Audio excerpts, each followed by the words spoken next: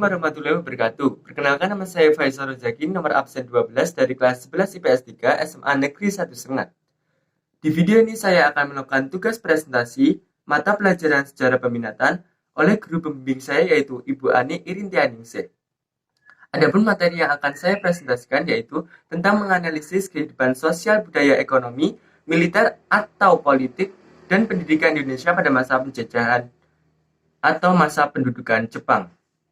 Baiklah, langsung saja kita ke materinya. Adapun aspek-aspek dan bidang-bidang tersebut antara lain yang pertama yaitu aspek sosial. Pemerintahan Jepang saat itu mencetuskan suatu kebijakan tenaga kerja yang disebut dengan Romusa. Apa itu Romusa? Romusa adalah sistem kerja yang paling kejam selama bangsa Indonesia ini dijajah. Namun, pada awalnya pembentukan Romusa ini mendapat sambutan baik oleh rakyat Indonesia. Justru banyak yang bersedia untuk menjadi sukarelawan. Namun semua itu berubah ketika kebutuhan Jepang untuk berperang semakin meningkat. Pengerahan Romusa menjadi sebuah keharusan, bahkan paksaan. Hal tersebut membuat rakyat Indonesia menjadi sengsara. Rakyat Indonesia dipaksa membangun semua sarana perang yang ada di Indonesia. Selain di Indonesia, rakyat Indonesia juga dikerja paksakan sampai ke luar negeri, yaitu ke Thailand, Myanmar, Malaysia, dan juga Vietnam. Semua dipaksa bekerja sepanjang hari tanpa diimbangi dengan upah dan juga fasilitas hidup yang layak. Akibatnya, banyak dari mereka yang tidak kembali lagi ke kampung halaman karena sudah meninggal dunia. Selain Romusa, Jepang juga membentuk sebuah kebijakan yang disebut dengan Jagenlanfu. Jagenlanfu adalah tenaga kerja perempuan yang direkrut dari berbagai negara Asia seperti Indonesia, Cina, dan juga Korea. Perempuan-perempuan ini dijadikan perempuan penghibur bagi tentara Jepang. Sekitar 200.000 perempuan Asia dipaksa untuk melakukan sistem ini. Adapun yang kedua yaitu aspek budaya. Pemerintahan Jepang pernah mencoba menerapkan kebudayaan memberi hormat ke arah matahari terbit. Rakyat Indonesia dalam masyarakat Jepang, kaisar memiliki tempat tertinggi karena diyakini sebagai keturunan dewa matahari. Jepang berusaha menerapkan nilai-nilai kebudayaannya kepada bangsa Indonesia, namun langsung mendapat pertentangan dan juga perlawanan dari masyarakat di Indonesia. Bangsa kita ini hanya menyembah Sang Pencipta, yaitu Tuhan Yang Maha Esa.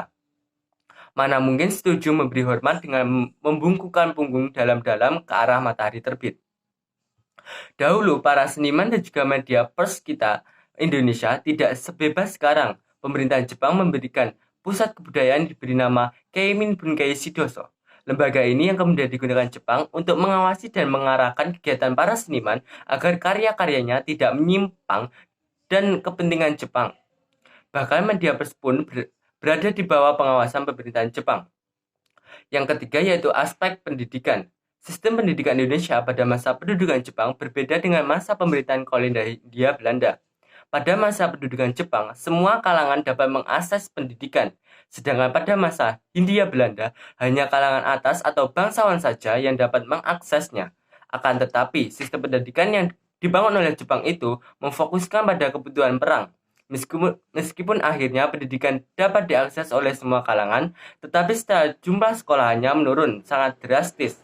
Dari semulanya 21.000 orang menjadi 13.500 orang.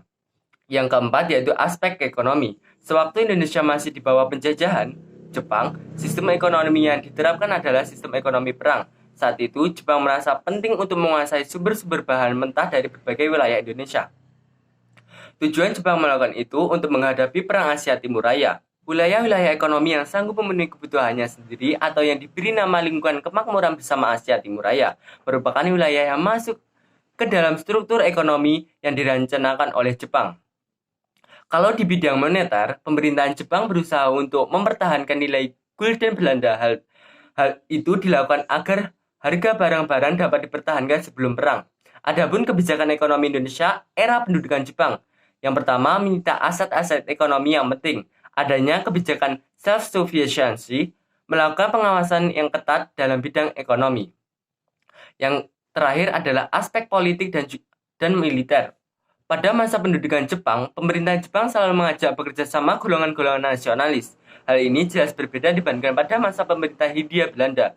Saat itu, golongan nasionalis selalu dicurigai. Golongan nasionalis mau bekerja sama dengan pemerintahan Jepang karena Jepang banyak membebaskan pemimpinan nasional Indonesia dari penjara, seperti Soekarno, Hatta, dan juga Syahrir. Kenapa Jepang mengajak kerja karena Jepang menganggap bahwa golongan nasionalis ini memiliki pengaruh besar terhadap masyarakat Indonesia.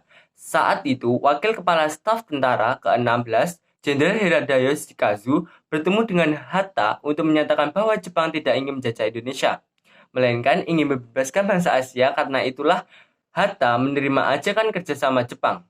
Akan tetapi, Syahrir dan Dr. Cipto Mangkusumwa tidak menerima tawaran kerjasama Jepang. Baiklah, itu tadi presentasi dari saya. Apabila ada salah-salah kata maupun salah-salah dalam materi, saya mohon maaf sebesar-besarnya. Wassalamualaikum warahmatullahi wabarakatuh.